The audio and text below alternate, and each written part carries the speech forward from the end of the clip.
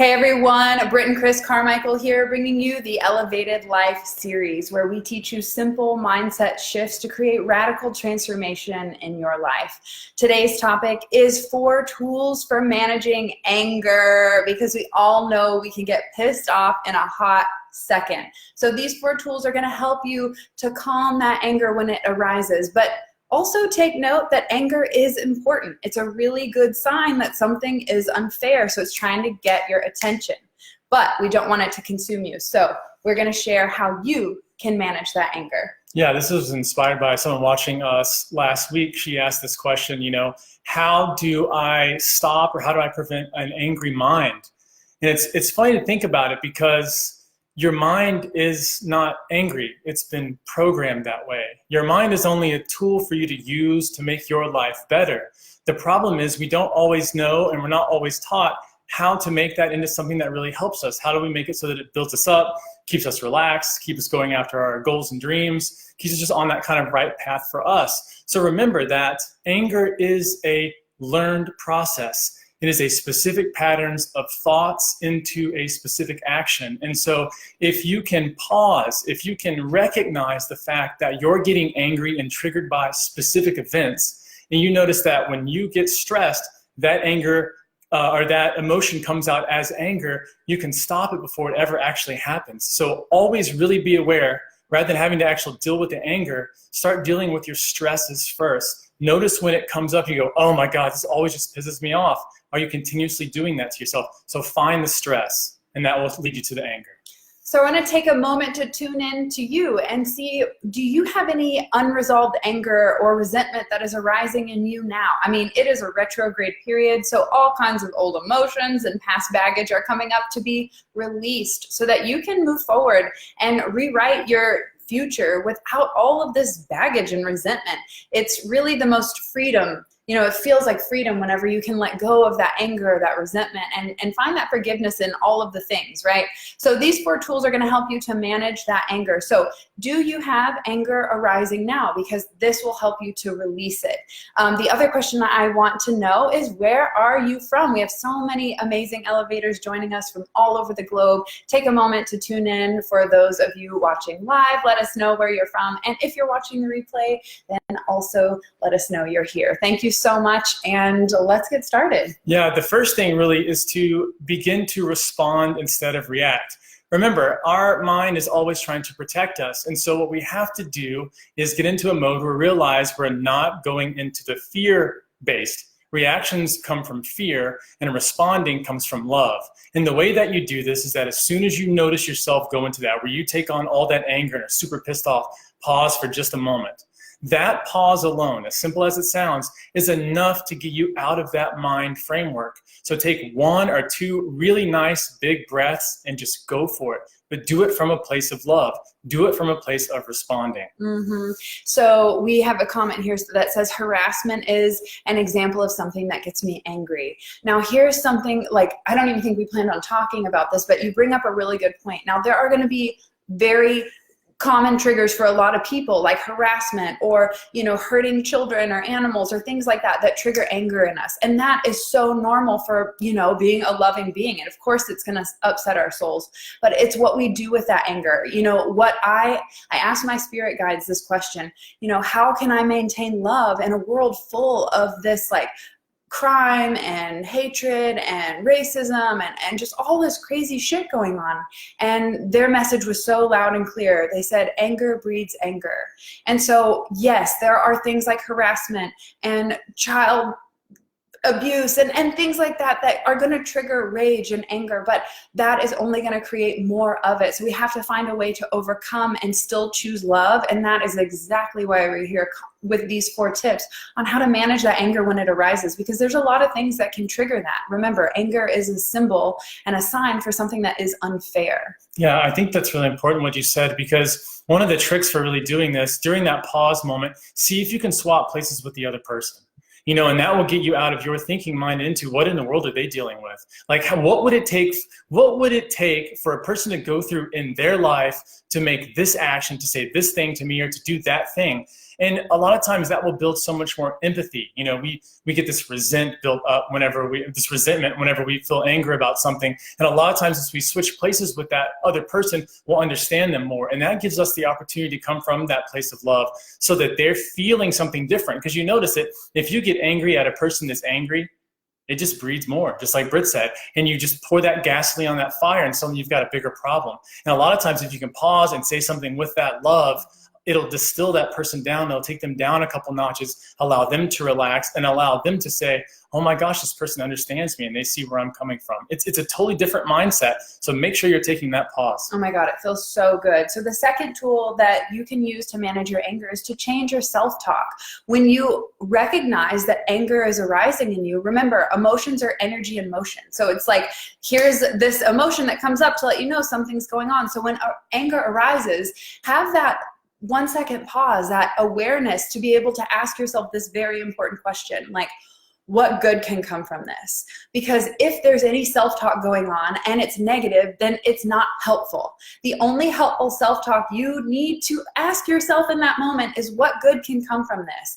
And that automatically shifts you into a new mindset, which creates new self-talk, and you begin to search for the solutions rather than focusing on the problems. And we all know what you focus on expands. And so if we're in this frustrated, angry state, we're most likely focusing on the things that suck, right? So can you shift from that negative state and ask yourself this question, what good can come from this? And that'll automatically put you in a more elevated mindset to begin to search for the solution with more clarity. Yeah, and once you change that self-talk, the next thing that you want to be able to do is to check your expectations. So often we get into a place where we expect certain things from certain people, and a lot of times what we lack is the openness and the honesty to communicate with them what our real needs are.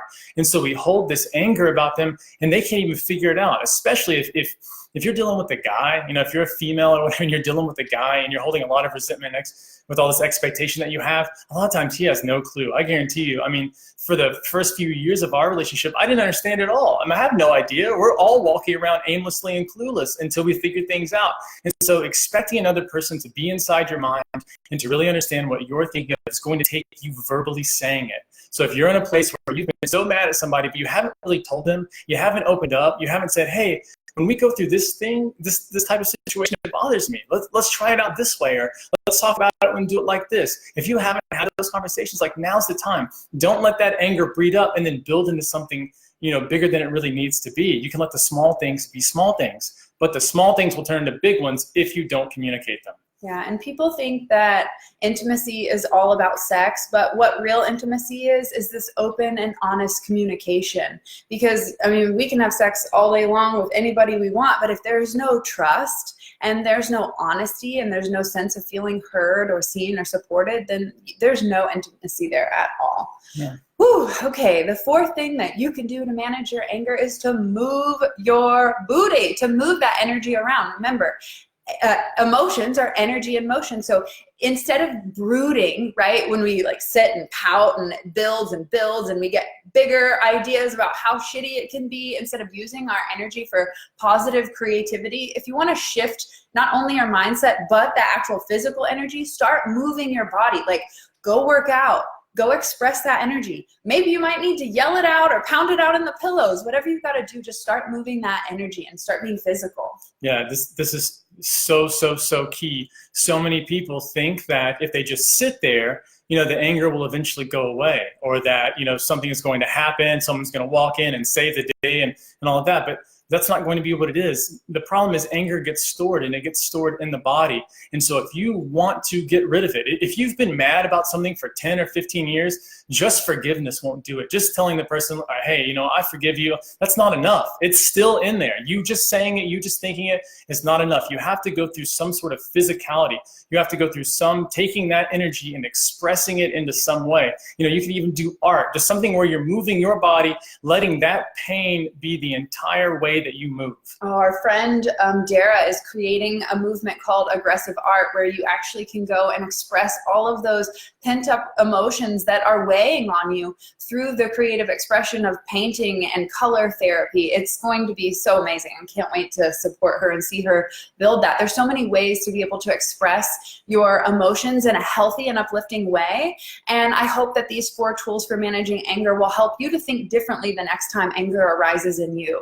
I'd like to know, out of these 4 tools, responding instead of reacting, or changing your self-talk, or checking your expectations, or just getting up and moving the energy, which one of these 4 tools is going to help you that you're going to go to? Like, pick one of these and practice them, so that, say to yourself, the next time anger arises, I'm going to try immediately asking myself, you know, what good can come from this? Or I'm immediately going to start doing some push-ups and bust out that anger, right?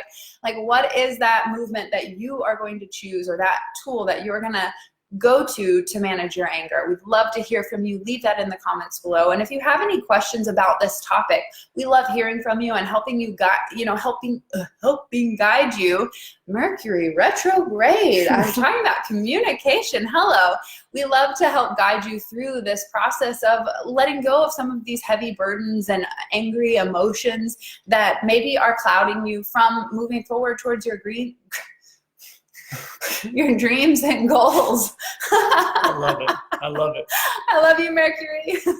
Sandra says she's going to move the energy. Yeah. I love that. It's such a great way. I mean, it's crazy how much better you feel too, because it's so simple. You know, you just go run around the block a few times, but don't just run to run. Run and feel that emotion while you're doing it. Same way with the art. You can't just go in there and paint. The idea is not to do, because you can do anything, but you have to be in that aggressive mode to let the energy really consume you and then burn it away, because that's what energy is, right? You can transfer energy into different things. And so we're going to take the energy and transfer it into heat by moving our body. And so as it transfers, it'll finally get rid of us. And go to a place, you'll know when you've done the whole work, when you get to that part where your physical body just goes, oh, and you feel those shoulders droop and sag, and you feel like that overwhelming, it feels so good to let it go. So make sure that when you're doing the energy, moving your body, get to a place where you feel that. So let it all come out. Don't just push it down. Well, I'm just going to jog a little bit, and then it won't be better. Like, be there, let it come out, like let it finally fully express itself, and then you'll feel so much wonderful. And it really is just to pinpoint you back to that path to love, that path that we know we're all always on, and that's the road that we really need to be on, especially if we really want to affect change in the world. So get off the anger road, hop onto the love road. Yeah, instead of repressing that anger, try expressing it with one of these 4 tools. Thank you so much for tuning in to The Elevated Life. We love joining you every Friday at 11 a.m. Central Standard Time. We appreciate each and every one of you. And if you love this video or know someone who could use this message, please tag them or share it. We love spreading the good vibes and the good karma. Thank you so much. We'll see you next week. Bye. Peace.